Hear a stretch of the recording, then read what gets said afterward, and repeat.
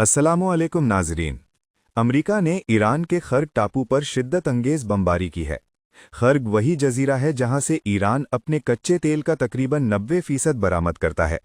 Donald Trump ने कहा है कि हमने खर्ग के फौजी ढांचे को तबाह कर दिया है।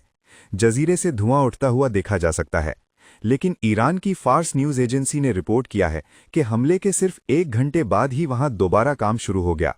खर्ग पर हमले को लेकर पूरी दुनिया में सख्त गुफ्तगू हो रही है। ये हमला बाजार बंद होने के बाद किया गया। अब मंडे को जब बाजार खुलेगा तो क्या सूरत हाल पैदा होगी, इस पर मुख्तलिफ अंदाजे लगाए जा रहे हैं। बताया जा रहा है कि B-2 बॉम्बर से खर्ग पर हमला किया गया और जो वीडियो सामने आया है वो उसी तैयारे का बताया जा रहा है जो हमले के बाद वापस लौट रहा था। मुमकिन है कि इस तैयारे को दोबारा मैदान जंग में भेजना पड़े, क्योंकि ईरान ने कहा है कि खर्ग के साथ साथ हिंद महासागर में उसके जहाज IRS देना पर हुए हमले का भी जवाब दिया जाएगा।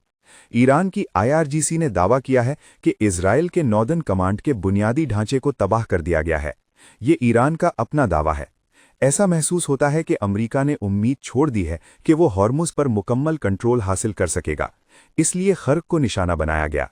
मुमकिन है अमेरिका खर्ग पर हमला करके ईरान की तवज्जो हॉर्मुज से हटाना चाहता हो। खबर यह भी है कि पेंटागन ने मिडल ईस्ट में एक मरीन एक्सपीडिशनरी यूनिट की तैनाती का हुक्म दिया है। तकरीबन 2500 फौजी और सेलर्स पर मुश्तमिल ये लश्कर जापान के ओकिनावा से मिडल ईस्ट की तरफ रवाना हो रहा है। खर्ग पर हमले के बाद अमेरिका के डिफेंस सेक्रेटरी पीट हेग्सेथ ने सेंट्रल कमांड की दरख्वास्त पर इस तैनाती का हुक्म दिया। 21st मरीन एक्सपीडिशनरी यूनिट के साथ एक एम्फीबियस रेडी ग्रुप भी भेजा जा रहा है, जो पानी और जमीन दोनों पर कार्रवाई की सलाहियत रखता है। इसलिए अब ईरान में जमीनी जंग का खतरा भी बढ़ता नजर आ रहा है। सवाल उठ रहा है कि क्या अमेरिका हुर्मुज पर कब्जा हासिल करने की जंग लड़ेगा या समंदर के रास्ते ईरान पर चढ़ाई करेगा। एक राय यह भी है कि पहाड़ी इलाका होने की वजह से ईरान को वहां फौजी बढ़तरी हासिल हो सकती है। मार्च और अप्रैल के महीनों में ईरान, इजराइल, पैलेस्टाइन और गल्फ के इलाकों के आसमान पर लाखों की तादाद में माइग्रेटरी परिंदे उड़ते हैं। ये परिंदे ईरान से इजराइल जाते हैं, वहां अंडे देते हैं, अफ्रीका से आते हुए सर्दियां यहां गुजारते हैं और फिर इजराइल से दूर शुमाल की तरफ रवाना हो जाते हैं। इन परिंदों की वजह से इजराइल की हवाई फौज को मुश्किल पेश आ रही है। बड़े बड़े परिंदों को ड्रोन समझ लेने की वजह से इजराइल की फौज में अफरा तफरी मच जाती है। इनसे टकराकर बॉम्ब से लदे हुए तैयारे नुकसान का शिकार हो सकते हैं। कई मर्तबा रडार पर ड्रोन्स की जगह परिंदे पकड़े जाते हैं और लाखों डॉलर की मिसाइल्स परिंदों को मारने में जाया हो जाती हैं। परिंदों के माहौलियात पर होने वाला नुकसान अपनी जगह। हमने B-1, B-2 और F-15E जैसे तैयारों के नाम तो बहुत सुन लिए। अब जरा इन परिंदों के नाम भी याद कर लीजिए। Common swift, lesser kestrel, toad eagle, stork, pelican, black kites और इनके अलावा भी कई किस्म की प्रजातियां हैं। जिन तैयारों से इंसान की जान सूख जाती है, उन तैयारों के पायलट्स भी कभी-कभी इन परिंदों को देखकर घबरा जाते हैं। इजराइल की मीडिया में इस मौजू पर भी बहस हुई है। खलीज टाइम्स के मुताबिक 1991 के गल्फ वॉर के दौरान 2000 से 3000 समंदरी परिंदे हलाक हुए थे। ये परिंदे न किसी के तेल के कुओं पर कब्जा करते हैं और न ही एटॉमिक बॉम्ब्स बनाते हैं। इस दरमियान नॉर्थ कोरिया से खबर आई कि उसने सी ऑफ जापान में बैलिस्टिक मिसाइल दाग दी। मीडिया में ब्रेकिंग न्यूज़ चल पड़ी, लेकिन किसी को मालूम नहीं कि यह हमला क्यों किया गया। डोनाल्ड ट्रंप के तर्ज सियासत पर भी तनकीद हो रही है। बमबारी के ऐलान के साथ ही काउबॉय हैट पहने हुए उनकी तस्वीर जारी की गई। अमेरिका में आज़ादी के 250 साल मुकम्मल होने पर एक खास हैट बनाई गई, जिसे रेजिस्टॉल 1776 कहा गया।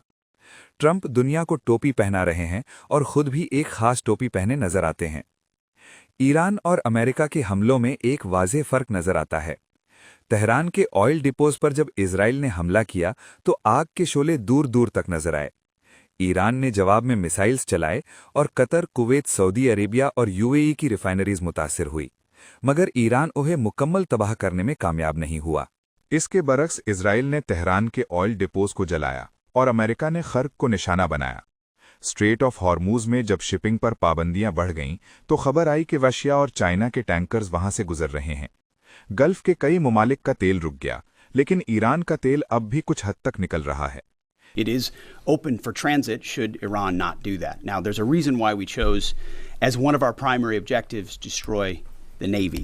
We understood the ability to interdict shipping is something Iran has done for 40 years. It's key terrain. They've used it as leverage. The world is seeing what they'll do to fight back in that conflict. Economist magazine के मुताबिक Iran की missiles ने दुनिया के तेल की supply के करीबन 15% हिस्सा को ट्रैप कर दिया है। ये 1970 के ऑयल क्राइसिस से भी ज्यादा संगीन सूरत-ए-हाल हो सकती है। फाइनेंशियल टाइम्स लिखता है कि इस वक्त गल्फ के ऑयल मार्केट पर ईरान का दबदबा बढ़ता नजर आ रहा है। ईरान ने तकरीबन 300 मिलियन बैरल्स तेल और गैस की रवानगी पर पाबंदी लगा दी है और रोजाना इसमें मजीद इजाफा हो रहा है। खर्ग एक छोटा सा जजीरा है जिसे कुछ शुअरा फारस की खलीज का यतीम मोती कहते हैं। ईरान इसे फॉरबिडन आइलैंड भी कहता है, जहां आम लोगों को जाने की इजाजत नहीं। ट्रंप ने इसे ईरान का क्राउन जूल करार दिया क्योंकि यहीं से ईरान का 90% कच्चा तेल बरामद होता है। जंग के फौजी पहलू से देखें तो कभी कभी अमेरिका बरतरी हासिल करता नजर आता है, लेकिन इक्तसादी जंग के मैदान में ईरान भी अपना दबाव बरकरार रखे हुए है। ईरान ने अमेरिका को मजबूर कर दिया कि रशिया से पाबंदियां हटाए ताकि उसके इत्तेहादी मुमालिक तेल खरीद सकें। इस जंग के असरात दुनिया भर में महसूस किए जा रहे हैं। स्ट्रेट ऑफ हुर्मुज की सूरत-ए-हाल ने तेल की कीमतों को मुतासिर किया है और दुनिया भर की फ्लाइट्स और तिजारती रवानगी भी दबाव में है। दुनिया एक ऐसे मोड़ पर खड़ी है जहां सियासी फैसलों और जंगों का बोझ अक्सर आम इंसान उठाता है। सियासतदान अपनी हिकमत अमलिया बनाते रहते हैं, लेकिन सबसे ज्यादा असर आम लोगों की जिंदगी पर पड़ता है। जज़ाकल्लाहु खैरन। ट्रेंडिंग अपडेट्स के लिए मुफीद न्यूज़ उर्दू को फॉलो करें।